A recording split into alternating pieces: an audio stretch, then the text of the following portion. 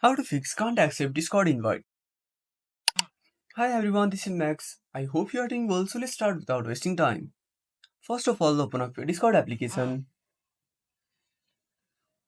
Now tap on the Add Servers icon. Now tap on Join a server. Now paste the link and tap on Join with Invite link.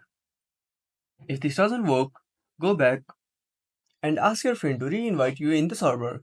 If nothing's working, go back to your home screen, open up your web browser. Now go to the Discord website.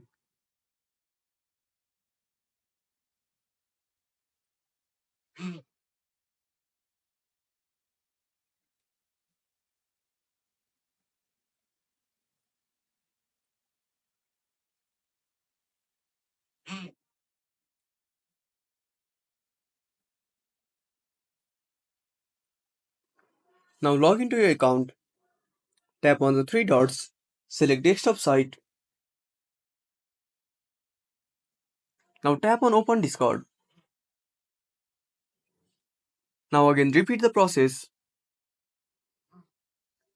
So that's it. If you found this video helpful, smash that like button and subscribe our channel for more awesome content.